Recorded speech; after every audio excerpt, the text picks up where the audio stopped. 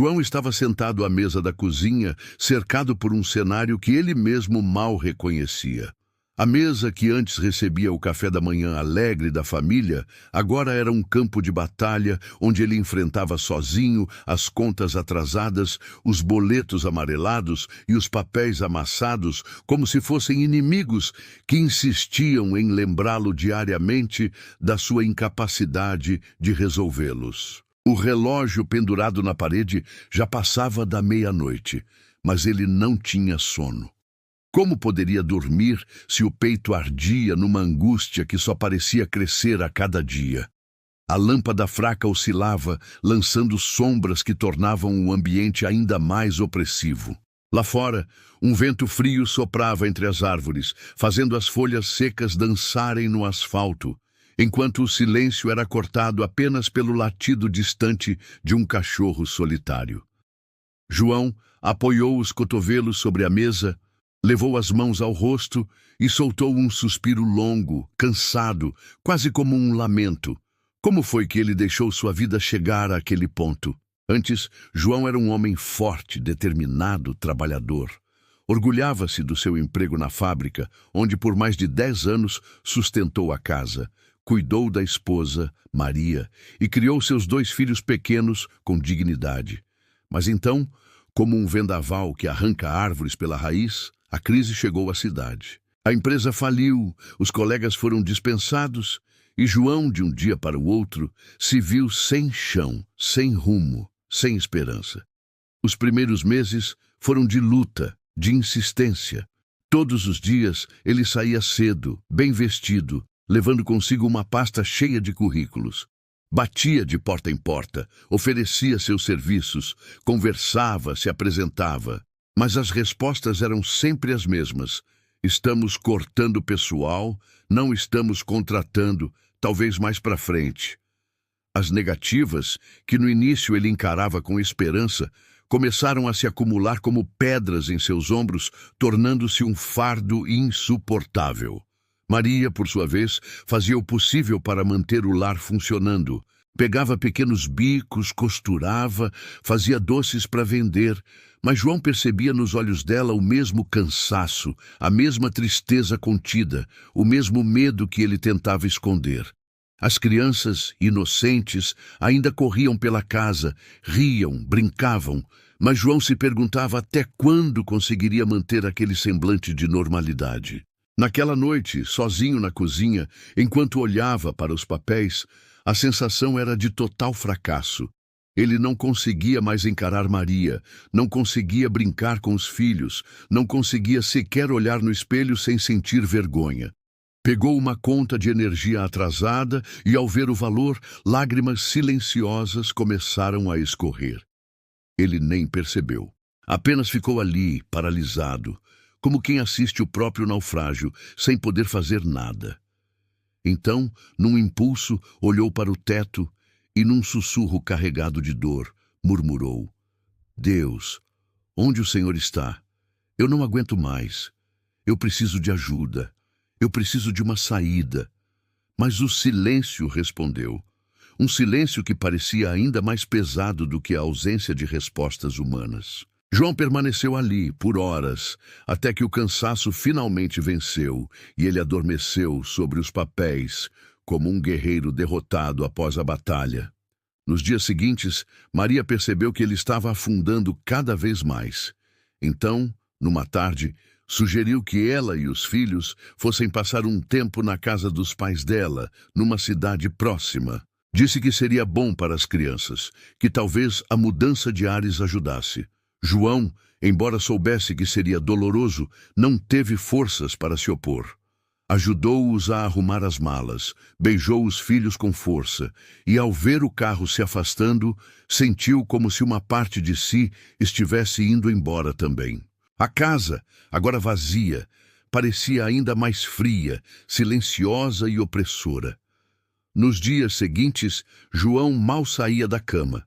Ficava ali, olhando para o teto, com o rádio desligado, com as cortinas fechadas, preso dentro de si mesmo, como um prisioneiro em sua própria cela de angústia. Mas então, numa noite chuvosa, sem conseguir mais suportar aquele ambiente, ele vestiu o casaco e saiu andando pelas ruas escuras do bairro. Caminhou sem rumo, apenas querendo escapar, fugir, nem que fosse por alguns minutos. Passou por calçadas molhadas, cruzou praças desertas, atravessou ruas iluminadas por postes trêmulos. Andou, andou e andou, até que finalmente chegou a uma pequena praça onde havia um banco, protegido pela copa de uma árvore antiga. Sentou-se ali, encolhido, sentindo o frio atravessar o tecido do casaco, e mais uma vez murmurou: Deus, se o Senhor está aí, eu preciso de um sinal, eu preciso de ajuda. O vento assobiava entre os galhos, mas nenhuma resposta vinha. Até que, de repente, ouviu passos se aproximando. Ergueu o olhar e viu um senhor idoso, de cabelos brancos e um semblante sereno. O homem parou diante dele e disse, com voz firme e ao mesmo tempo acolhedora: Filho, você está carregando um fardo pesado demais. João não conseguiu dizer nada, apenas assentiu com um leve movimento de cabeça. O homem então estendeu a mão e entregou-lhe um pequeno pedaço de papel dobrado. João pegou-o, meio sem entender, e quando ergueu novamente os olhos, o homem já havia se afastado, caminhando lentamente pela praça até desaparecer na escuridão. Com as mãos trêmulas, João desdobrou o papel e leu: Não temas, porque eu sou contigo. Não te assombres, porque eu sou o teu Deus. Eu te fortaleço e te ajudo e te sustento com a destra da minha justiça.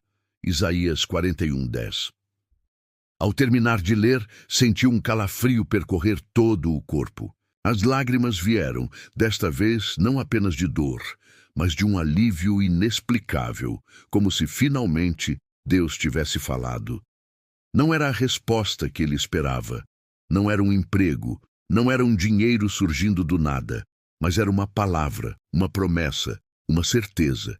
Ele não estava sozinho. Naquela noite, João voltou para casa com um sentimento diferente. Não era ainda alegria, tampouco vitória, mas era esperança, algo que ele já não sentia há muito tempo. No dia seguinte, decidiu levantar-se mais cedo, arrumar-se, sair novamente. Agora não como quem busca desesperadamente, mas como quem acredita que no tempo certo a porta se abrirá. E assim fez. Entregou mais alguns currículos, conversou com algumas pessoas e então, para sua surpresa, ao final da tarde, recebeu uma ligação. Uma pequena loja de ferragens do bairro precisava de um ajudante temporário. Não era muito, não era o ideal, mas era um começo. João aceitou de imediato. No dia seguinte, apresentou-se na loja e foi recebido por seu Carlos, o dono, um homem simples, trabalhador, que, ao ver a disposição de João, não apenas lhe deu a vaga, mas também palavras de incentivo. João começou a trabalhar organizando estoques, atendendo clientes, limpando, carregando caixas, qualquer coisa que fosse necessária. E aos poucos, dia após dia, foi recuperando o brilho no olhar, a força nos braços, a confiança no coração. Com o primeiro salário, ainda que modesto, pegou um ônibus e foi até a cidade onde Maria e os filhos estavam. Chegou de surpresa e, ao vê-los, abriu um sorriso sincero e disse: Podem voltar para casa. Não está tudo resolvido ainda, mas eu estou recomeçando. Maria correu e o abraçou com força, enquanto as crianças pulavam e gritavam de alegria. Ao voltarem para casa, tudo parecia diferente. A mesma casa, os mesmos móveis, mas agora havia vida, esperança, união. João percebeu que não precisava ter todas as respostas, que não precisava ter tudo sob controle, mas que bastava não desistir, bastava confiar, seguir em frente, mesmo com medo. Hoje João continua trabalhando, agora efetivado na loja, e aos poucos vem quitando as dívidas, organizando a casa, construindo um novo caminho.